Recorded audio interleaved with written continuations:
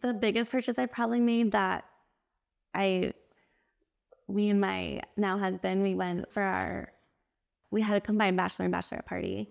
And so we went to Scottsdale and we got a table for everyone, and it ended up being $5,000. Adriana, thank you so much for coming. I really appreciate your support to the Moneymalistic channel. How are you doing today? I'm doing good, thanks. So let's get started. How old are you? 27. 27. And where are you from originally? I'm from here, Tucson. Oh, nice. Tucson native. What is your favorite thing about Arizona? I love just the environment. I just like the chiller vibes of Tucson, being close to like Phoenix, Vegas, like it's kind of just in the middle, but we're not a super busy city. Absolutely. And then, of course, the Mexican food. Yeah. Well, what is your favorite Mexican food from Tucson? Oh, like restaurant or actual food? I'll do both. So let's see the restaurant and then your favorite food or dish. Okay, so restaurant. For the environment, I would have to say Guadalajara. Guadalajara grill? Yeah, okay. Definitely the salsa. Oh, yeah. And then food, either Sonoran hot dogs or bean burritos. Bean burritos. You can't have, nowhere else has the same beans as Tucson. All right, so what do you do for a living? I'm a postpartum nurse. Oh, nice. How long have you been doing that for? Pretty much 2 years now. I started as a nurse in general, March of 2020. Okay. And then I transitioned to the postpartum unit July of 2021. Nice. What would you say that is like your favorite thing about your job, and what is something challenging about it? My favorite thing I would say is just taking care of moms and babies right after delivery. I get to be that person that really supports them, first-time moms that may have delivered a baby with some challenges, breastfeeding support. So I just really get to be that support system for them. Some challenges, maybe some social, when there's social involved, like social circumstances. Oh, okay. Like drugs were involved in the antepartum process. That can just be really hard if the baby has to be taken away from the mom. So it can have its really hard moments, but for the most part, 85% of the time, I would say it's super rewarding. So what social class were you growing up? I would say middle class. Middle class? And do you recall any challenges?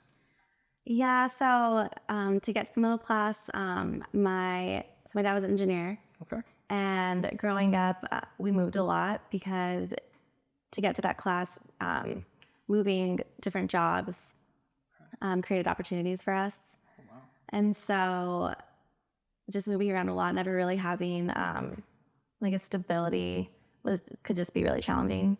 Okay. And then we were also Mexican American. So we were in a social class of white men being an engineer.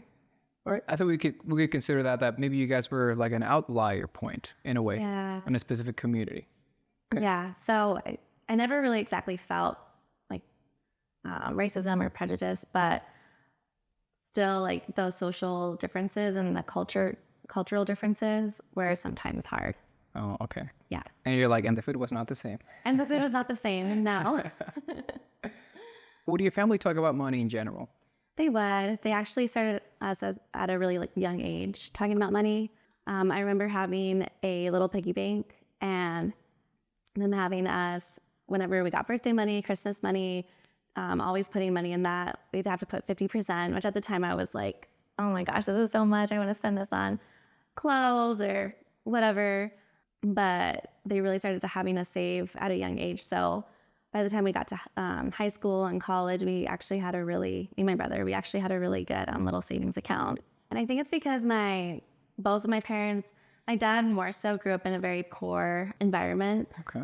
My nana was a single mom, and she really had to work really hard to raise him and my Nino. And my mom, they had a little bit more money, but she grew up with 5 other siblings. So they just really wanted to create a better life for us, I think. Do you recall your first interaction with money? I would say that like 6 or 7 years old when we started saving the money in the little piggy banks. Yeah. Do you still have it? No, I don't. Imagine, yeah, and it's I cool. know, that would be really cool. By any chance, do you recall when you finally, got rid of it or you decided to open it, how much you saved? I don't remember because at some point we transitioned to like a bank account. Oh, okay. Best financial advice you have ever received, and who gave you that advice? I would say the best financial advice is just starting a savings account early. And in that savings account, making sure you have so many months worth of like rent or mortgage and bills paid, because you just never know like what's going to happen. I was told specifically 3 months at least, because you could be laid off, family issues could happen. And so if you at least have 3 months of savings, you at least have a little bit of cushion. Yeah. In the event of an emergency, you have 3 months to figure it out. So that's Exactly. great. What is the worst financial advice you have?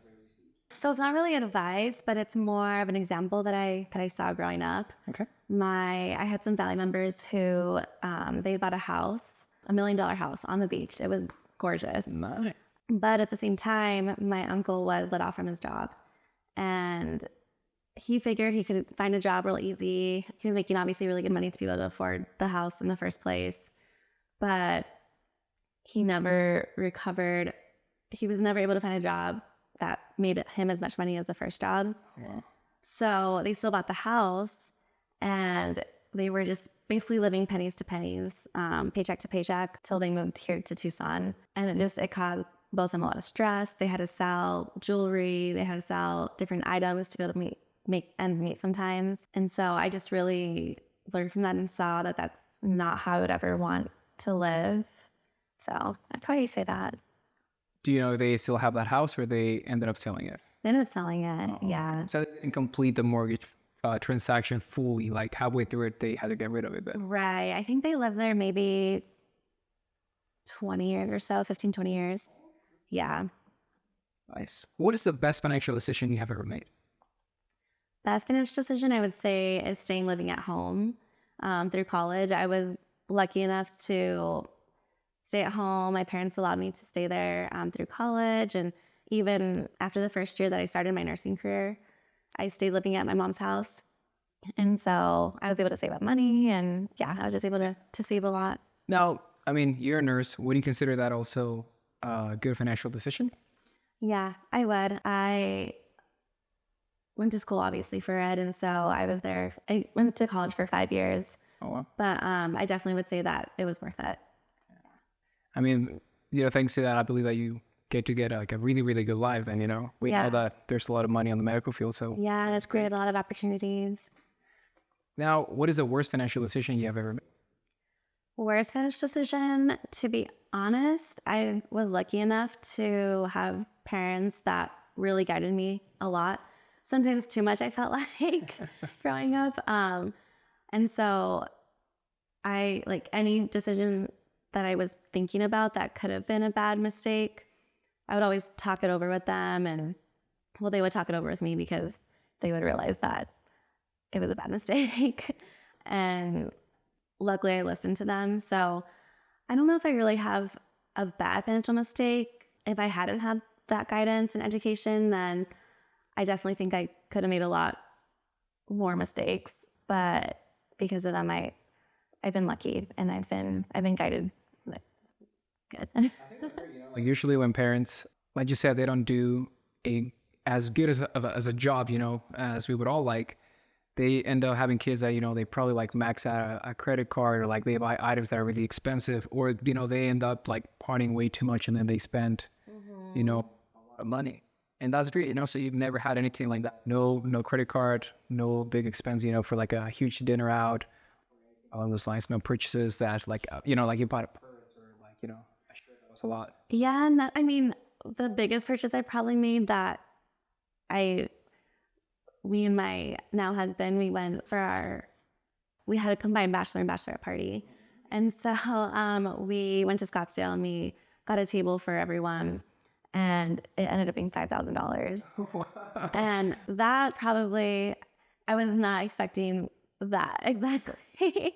But we had so much fun and we created so many memories, and we were with our favorite people, and And so I wouldn't say that was A bad like a investment. bad investment. Yeah, it was a lot of money, but I like the way you see it, you know, that it was to create a great memory. I think that you will always think about that moment. yeah, But maybe, yeah, you know, in the back of your head, it's like, oh, maybe we could have done that with like a little bit less.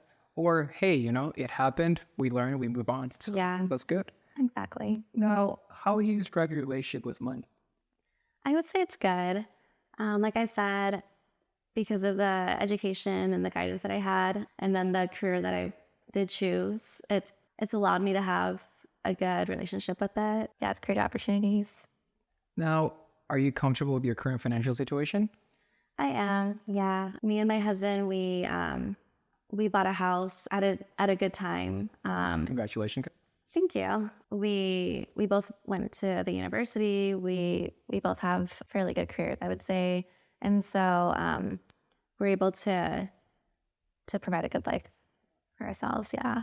No, that's great. I mean, and like, you know, I really like how you always talk about your parents, you know, they really gave you a great education. If you could go back in time and change one financial decision, which one would it be and why? I would say that if I could go back, I would maybe try to learn about stocks and investing a little bit more. I still don't really know anything about it, and now like with time, it's just hard to really learn and delve into all that stuff. But I would want to learn more about that because, like I said, I learned about savings but it doesn't really create money. It's there for you if you need it. Where stocks and investing, it creates opportunities and it can create gains. And so I wish I would have learned more about that. Awesome. Great answer. So now we're going to go over our would you rather section. So please go ahead and grab this container. You're going to go ahead and grab 5 pieces of paper, one at a time. And please just show them that you got to the camera, and then I'll read you the question. Once you're done, just toss it to the side. Okay. I got 27. 27. So, Adriana, would you rather own 10 investment properties in the same town you currently live or have 5 vacation rentals all over the world? Oh, I think I would probably have to say 10 investment properties. Good. Why would you choose that instead of the 5 vacation rentals? Because one, I feel like if I had those 5 vacation rentals, I would feel limited to go there when I vacationed. And 2, if I had 10 investment properties here, I think that would just create more opportunities versus 5 rental. Yeah, absolutely. All right, let's go with the second one then. 18. Adriana, would you rather get to eat out for every meal for 6 months, every year, or retire at the age of 55?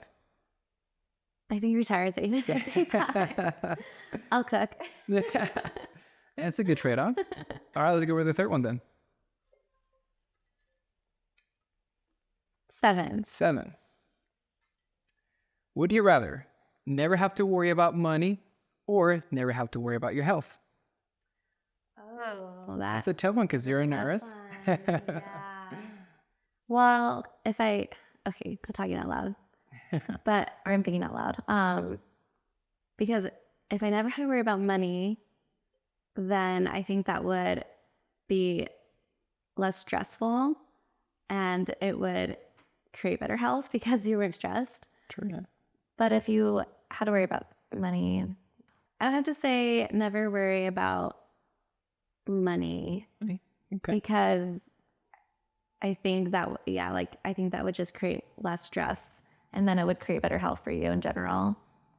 Because going back to that question where my family members, they bought the house, they were under a ton of stress all the time because they were always worrying about money, trying to keep the house. And fast forward now, my aunt, she has a lot of health problems, and I really think the stress was part of that, related to that. And so I had to cope. That's really interesting. You know, I really never thought about the impact that stress could have down the road, you know, because maybe that was, like you mentioned, you know, 15, 20 years ago, and it chased her even to this day. And she was under so much stress for so long. I mean, yeah, like having to sell jewelry, having to sell items that she was given, having like it just really determined her entire life. That I don't know if it was the main culprit, but I definitely think it was a culprit of her health now. Oh, I really, really like that answer. All right, let's go with the fourth one then. Number 10. Number 10. Would you rather have unlimited money but no free time, or have unlimited time but a very little money? That is hard. I was looking at this earlier. I was trying to think what I would say. I would have to say unlimited time but no money, because if I had all the money in the world but no time to do anything with it, then what's the point? So I'd have to go with all of the time in the world. Awesome. All right, let's go with the last one then. 21. 21. Would you rather receive your whole pay for the year at once or get paid bi-weekly? I think bi-weekly. Yeah. I think because if I got it all at once, one, taxes would be really bad. And two, I'd be wanting to spend it a lot faster, I think, on more things. Alrighty, so now we're going to go into our next section, which is called What Do You Think? This one is more about opinions and thoughts on money. Mm-hmm. So same activity, you're just going to pick 5 numbers one at a time, and then you'll just show it to the camera, and then you'll just toss it to the side. Okay. So let's go with the first one. 11. 11. So, what do you think? What are the top 3 financial goals that everyone should have? Top 3. I would say a savings, paying off credit cards, and third one, I'd say just having a budget to make sure you are able to pay your mortgage, your bills before you go out to dinner, before you buy those extra things. 15. 15. What's a good age for kids to learn about money? I'd say as young as they can start comprehending, because kind of based off of my whole interview. Definitely. Yeah. That was a perfect question for you then. Yeah, it was. It's obviously just really helped me, and I was able to really learn from it, and it started like 6, 7 when I could really start understanding things. So thinking to the future, what age do you think that you will be teaching your kids about money? Probably around the same age. And as much as I didn't like that my dad would make us put money in a savings account, I think I'll probably start that too at an early age, just so that they can really start thinking about it and have that for the future. It will definitely pay off in the future. All right, let's go with the third one. 19. What do you think? What percentage of our check should we put into a savings account every month? Oh, that's a hard one, because when I didn't have a mortgage and bills, it was a lot easier to put in so much. But now that I have that stuff, I think just as much as you're able to, and still live comfortably, and still, I think it just is it's different for each person. Well, yeah, having that balance is good. Yeah. I like how you say that it is good to put money, but at the same time, do not limit yourself. It's good to find that sweet spot. All right, let's go with the fourth one then.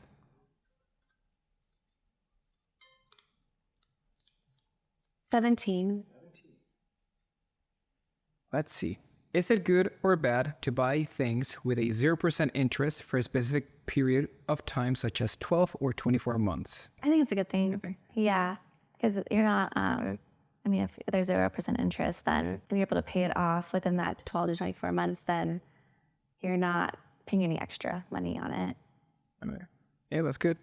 You guys, you want a house, right? You guys know how to do that strategy probably. Yeah. All right, and let's go with the last one. Last one, let's see. 30. The last question, let's see.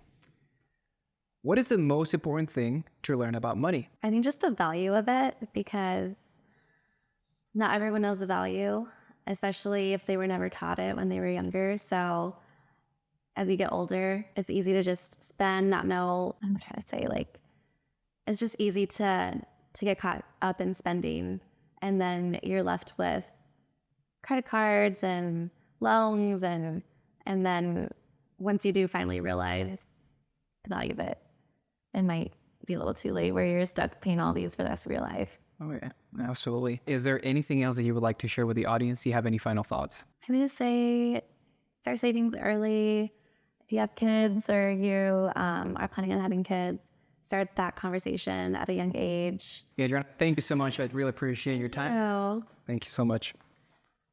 Guys, thank you so much for watching. Please support the channel by subscribing, commenting, and liking the video. The question of the day is the following.